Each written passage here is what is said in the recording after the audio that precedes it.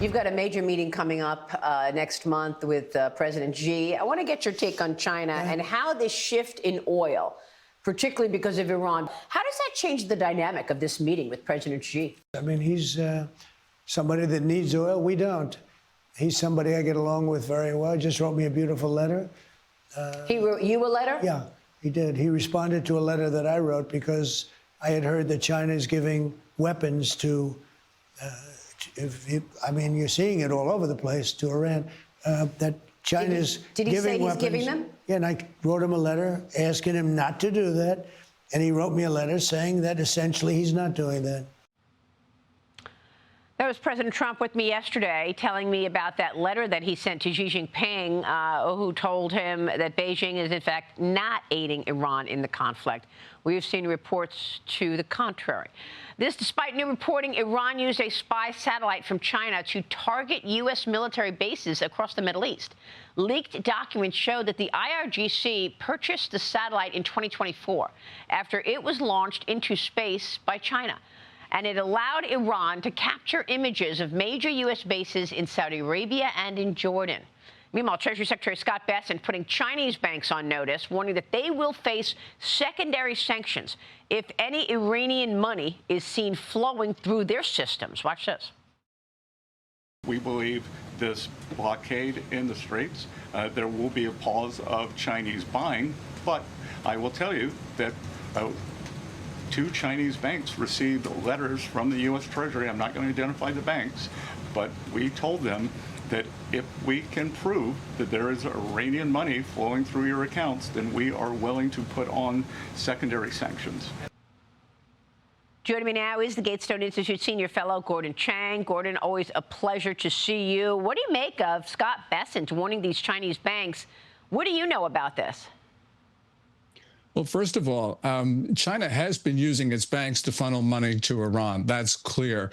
Really, what I think he's threatening is invoking Section 311 of the USA Patriot Act, which allowed the Treasury to force U.S. banks to cut their corresponding banking relationships with anybody which is of primary money laundering concern. That means they can no longer transact business in dollars anywhere in the world.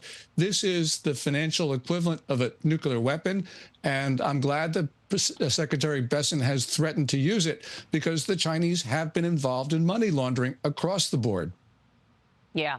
And now we see that China is slamming the president's blockade of the Strait of Hormuz, calling it, quote, a dangerous and irresponsible move. I asked President Trump about this yesterday. This is a departure of what the president told me in my exclusive interview. Watch this. Did you get any pushback, like from the Chinese or the Saudis, about blocking the Strait of Hormuz? No, I had none.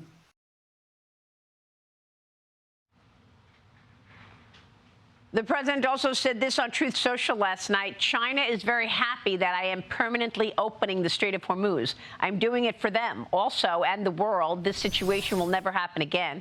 President Xi will give me a big fat hug when I get there in a few weeks, writes the president, Gordon. We also learned that a Chinese oil tanker was forced to double back to Iran after it crossed the strait. So they can't be happy that the U.S. is blocking them. Russia is now reportedly offering to help Beijing with any domestic energy shortfalls, Gordon. Well, we knew that Russia was going to try to come to the rescue here. Your thoughts? Yes. Russian Foreign Secretary Sergei Lavrov was in Beijing yesterday and actually met Xi Jinping, talked about this. The U.S. blockade is one of the most important things that the United States can do. This is really good for the United States because what it does is it creates fairness in the Strait of Hormuz. If the Iranians are not going to allow our ships through, then we're not going to allow Iran's ships through. And it's been extremely effective. No ship has run that blockade since it went into effect. And I think this has the capacity, the potential of ending the war quickly because the Chinese need stuff going through the Strait of Hormuz, not just oil, but also goods. So I'm glad that President Trump imposed this, and this is really one of the best things we can do to end this war quickly. Well, I wonder how significant secondary sanctions would be, which is what Treasury Secretary Scott Bessent is talking about, Gordon. These are extremely effective because it means a bank cannot transact business anywhere. The only thing I'm concerned about is that when Secretary Bessent warns a specific bank, the Chinese will just move that activity to Put it to another another bank. bank. Right. So that makes really, sense. So really what it's important is for, I think, the Treasury to actually impose those sanctions, show the Chinese that we have the will to do it, because I think they believe that we won't, because this is such an effective measure. Ashley Davis is with me this morning. Ashley, is there a role for Congress here? Because, you know, we're going to talk with John Molinar in a few minutes, and he's, of course, the chairman of the China Select Committee. What do you think?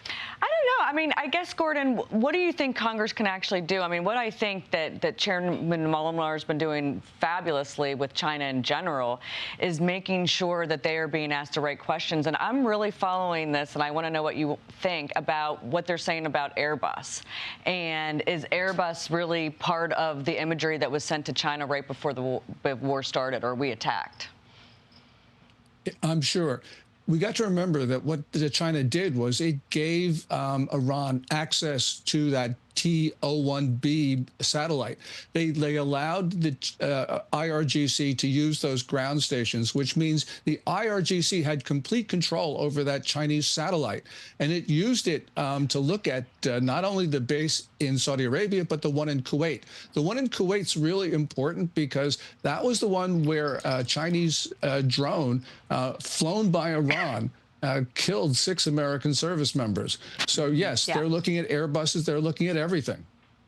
Well, Gordon, Beijing, according to reports, is preparing new legal measures to counter the U.S. and other foreign companies against its interest. Ahead of the president's visit next month, Xi Jinping told foreign officials this week that the world cannot return to, quote, the law of the jungle, where superpowers ignore international law, according to Xi Jinping. Real quick here. Yeah, well, the Chinese have been ignoring international law, and that's the reason why President Trump said we're not going to allow the Chinese to violate all these rules. We have got to change the system because we cannot adhere to rules that the Chinese won't. Gordon, good to see you as always. Thank you, sir. Gordon Chang joining us this morning on China. We'll be right back.